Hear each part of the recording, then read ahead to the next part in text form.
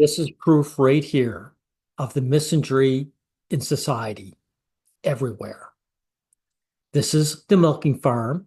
It's pornography, written pornography for young girls and women. And it's bestiality, and it can be bought on the shelves. It's openly out there in the shelves for everyone to see.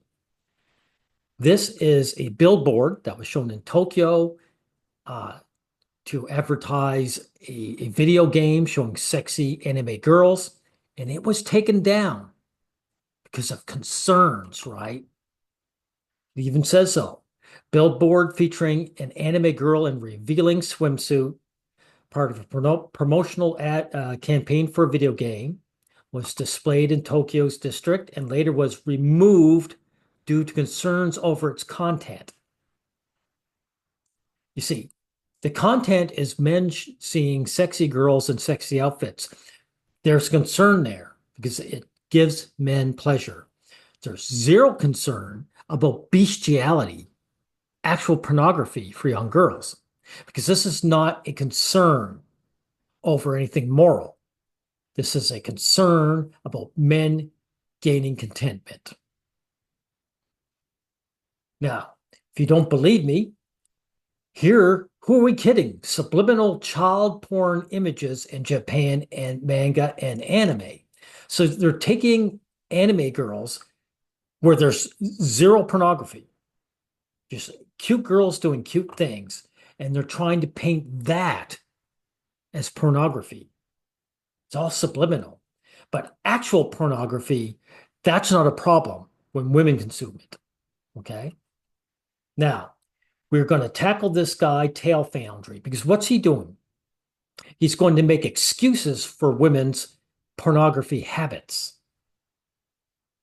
Their turn-ons about bestiality is fine by him because females are enjoying it. So let's get into this. We're for crying out loud. Only talking about fantasy in this video. This is not a video about animals or bestiality.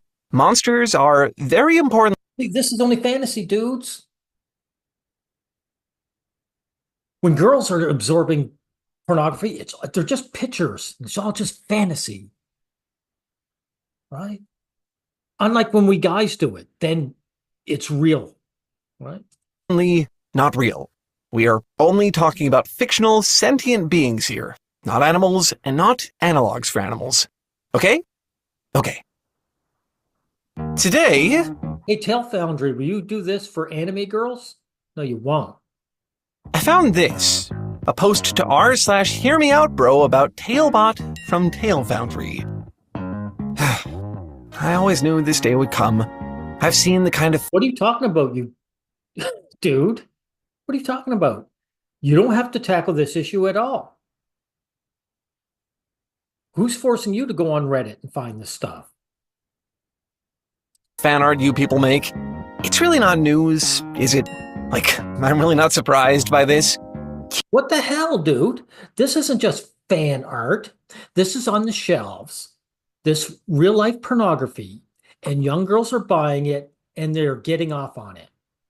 And meanwhile, the stuff that guys likes, it's being taken down. Where are you? That's the issue we should be tackling here. Hear me out is such a popular exercise, it's just part of language at this point. You expect to see this kind of thing on the internet. What I didn't expect was to be so fascinated by it. After I found this... That's funny, when this is for guys, you're disgusted by it. But when women are turned on, you're fascinated. Right. Post, I did a little bit of digging like I tend to do. This is excuse making right here. Did you know that there's an entire subculture around this? I don't mean like a subreddit or a Discord server. I mean a serious capital C culture, which you would never know by the epithet they themselves have adopted. They're not... You think there's a subculture of girls and women absorbing porn? That's just standard day to day. Just people memeing on the internet. They're not just horny fans of a fictional character. No, they're monster fuckers. That is what they call themselves. Part of the reason I feel really compelled to talk about this is because it's not really a niche thing anymore. It has entered Well, it was never a niche thing, dude. It was never a niche thing. It's just out in the open now. fully into the popular consciousness. You may have noticed that the monster romance genre is having a bit of a moment right now. You'll find steamy paperbacks about monsters in your local. There you go. There's the milking farm right there. Wet, hot monster summer. Right out in the bookstores. So, where are we here? This gets taken down, right? This gets taken down, but this stuff, this is right out there, and everyone has zero concern because there is no concern. Girls can read the most nasty sex they can, and men are being denied. That's what's going on here, Tale Foundry. Local bookstores right there on display out in the open. Robert Eggers' Nosferatu and Guillermo del Toro's The Shape of Water are big-budget cinematic masterpieces. Yeah, I noticed that. Nosferatu, they actually took away. There's always been the undercurrent of romance between the monster and the woman, but they really jacked it up now. Right. That feature monster fucking as a major plot point. That hear me out trend where people compare their weird. This really pisses me off too, is he shows both men and women when we know that this is a girl-consumed material. We know that. The primary readership of Morning Glory, Milking Farm, is female readers. Another review describes the book as female sexual fantasy. Right. The book has gained significant traction on platforms like Book Talk, which is predominantly used by younger women, further indicating a female-dominated readership. Exactly. Exactly, dude. So this is dishonest for you to display an equal amount of men to women when it comes to this novel. Weirdest fictional crushes blew up last year. You might remember all the cakes. And unlike most online fads, it's still going strong. I'm making this sound like it's all some new thing. It's not. Yeah, it's not new. That's right, dude. Right. So what this is, has been going on forever. And you, being a woman worshiper, want to defend this bestiality. Right? Of course. If you look, you'll see it goes back a very, very long time. Demon lovers, seductive sirens, Beauty and the Beast. Monster fucking is just as popular and just as ubiquitous as the monsters themselves. Thanks for admitting that, dude. Thing is, are you for the double standards going on here? Are you for the double standards going on here? Where are we? This being taken down while this one is being bragged up and allowed for everyone to read. That's what I want to know, Tale Foundry. For every person who finds one scary, there's another who finds it very much the opposite. I'm going to have to skip ahead to this dude. Skip ahead. Excuse making. He's going to say there's real depth to this pornography, right? Very much the opposite. Often both at once. Until now, I just kind of thought this was all a joke. It seems that way from the outside. Most conversation about monster fucking kind of is, even among the monster fuckers themselves. But it turns out, the actual act of fucking a monster isn't really the thing here. Okay, you're lying now. Of course it's a thing. It's pornography for women. There's a lot more to it. See, dudes, there's a lot more to it. There's a lot more to it, man. You know, there's a lot to this incredible book where some woman's get reamed over by a minotaur, right? But this stuff, hey, this is just a girl in bikini and guys are liking it. Therefore, it has to be taken down, right? be, monsters are actually a relatively safe way to explore your desires. This isn't about safety, dude, though. Do you find it repugnant or not? Though I myself have precious little experience with it, I gather that intimacy is really hard to figure out, even There's nothing to figure out, dude. You are a deselected man. Women don't like you. What's there to figure out? between humans. When you look at another person, it's hard to tell what they're like on the inside. This is bullshit, dude. You want to be intimate with women, and you don't care what they are on the inside. You just want to be intimate with them. This is incel talk. How can you tell if someone's really your type? What if you fall in love with someone only to find out that they aren't who they seem to be? Dude. Guys get with women and find out they're horrible people. They stay with them. And so would you. This guy's freaking gibberish. Another contrast. If men want to engage in, this kind of monster sexuality, they have to run to anime. But women get it in real life. 2017 flick directed by Guillermo del Toro called The Shape of Water. The film was, forgive the pun, Oh, yeah, it's bugging up on me, guys. Here. bit of a watershed moment for this culture. It was a piece of mainstream media that treated monster fucking as a legitimate fantasy, a mature fairy tale where the beauty gets her beast and the It's a mature fairy tale where some woman bangs a monster. See how it's always mature when women do it. But notice this is a feature-length movie, right? Again, men have to run to anime to get this now. Oh, I forget. In the past, there was the movie Splash, where the guy got to bang a mermaid. So it does happen, but I wonder how much you would see that now. If someone wants to point something out current to me, I'll be glad to see it. But I think there's something else going on here too. Something No, there isn't. There's just women getting off on pornography, dude.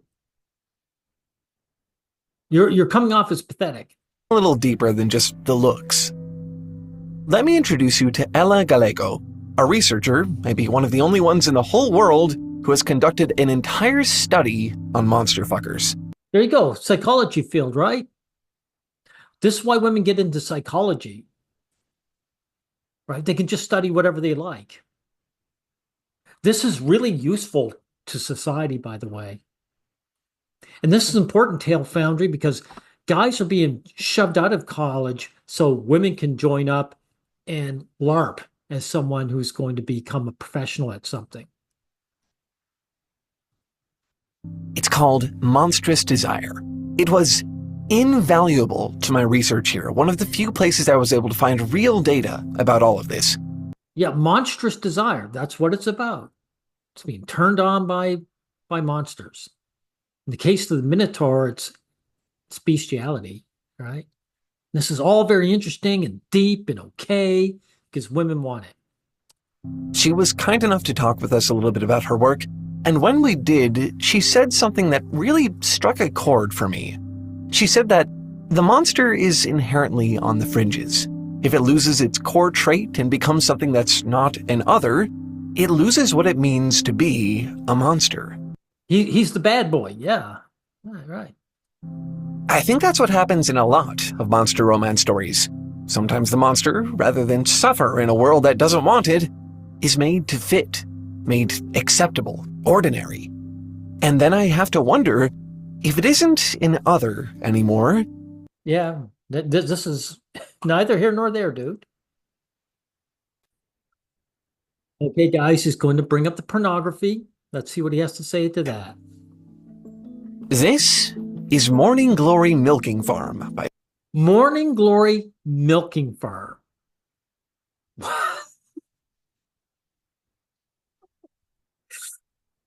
Let's see him defend this. Nicosta, perhaps the single most analyzed book in all monster fucker media. Seriously, people have written a truly shocking amount of actual academic analysis on this thing. So they're giving this serious academic analysis, right? But where are we here? But anime girls, they're just disgusting pornography that men get into, even though this case isn't pornography, but just guys looking at cute anime girls, that's disgusting, right? And that has to be stopped, right? Continue. And yes, I did read it. I read the whole thing. Consider it a demonstration of my professional dedication. Pandering to women. That's what you're doing. You're pandering to women, right? And you hope to gain validation from them. You're welcome. Morning Glory Milking Farm is a story I can only describe as incongruous. It's an erotic romance between a woman and a minotaur. Well, there you go. I don't know about incongruous, but this is basically bestiality, which, by the way, guys, I have no problem with women getting off on this. None. It's the double standards I have. In some ways, it's surprisingly aware of itself. But unlike The Shape of Water, this book is also supposed to be comfortable. To use a more academic term, cozy. This is complete gibberish. Complete gibberish. So you're going to call women getting turned on by this erotica as cozy now, right? The Minotaur love interest isn't really a monster at all. He's rich and attractive. Yeah, women go for status, dude. That's why your intimacy was so low, because you lack it. I mean, that's what Dracula was, right? He was a count. Like him. He's just sort of a nice guy. Beauty and the Beast. The Beast owned a castle and had servants and lavished her with all kinds of gifts. Belle, that is, right? There's an archetype here. Creatures like him are normal in this world. They're just people here with lives and families. The only thing that makes this particular one monstrous, really, is how he can be sexualized. Oh, I see. So a male character is being sexualized. Are you against that? I mean, sexualization's so bad, man, right? At least when we guys do it, right? He's a minotaur. He's super tall, muscular, and very well endowed. His sexuality is even a major plot point, being commodified by the eponymous milking farm, where he meets... Major plot point? Dude, it's erotica. That's what the focus is. The female protagonist. It is, shockingly, actually a factory which collects, let's call it, minotaur milk to make a sperm. So you can say monster fucker, but you can't say the word sperm? Sort of fantasy Viagra for humans. The love story is sort of framed as an act of rebellion against this exploitative industry. But in the end, the lovers end up thanking it for bringing them together. So male exploitation is okay. Okay, yeah. No surprise here. That's what I mean when I say that the story is incongruous. The monster loses what it means to be a monster. Morning Glory Milking Farm intentionally...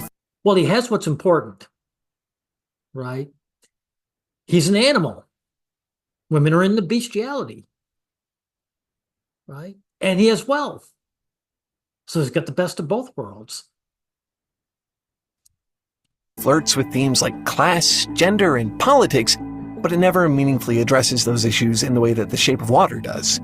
Of course it doesn't address that, right? Because what was that movie?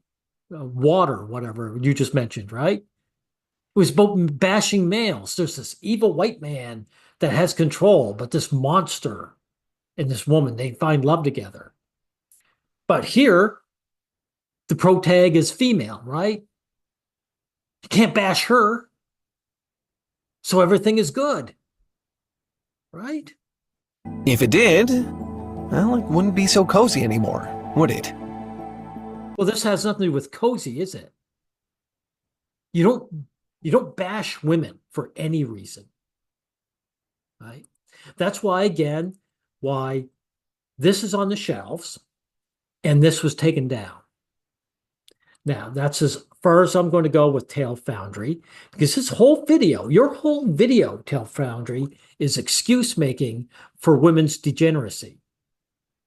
Now, I don't make excuses. I don't care that women are consuming this. But I definitely against the double standards we see, right? The double standards that are foisted on men. The man hatred, that's what I'm against. And I'm not going to pretend this story has depth like you do, pandering to the opposite sex. Anyway, this is the point of the whole video. Women's turn-ons can be as gross as hell, and everyone allows it, and they don't get shamed. Men's turn-ons, even if they're very standard and harmless, they're taken down because society wants to make sure that men do not gain any contentment. Period. We'll end it here.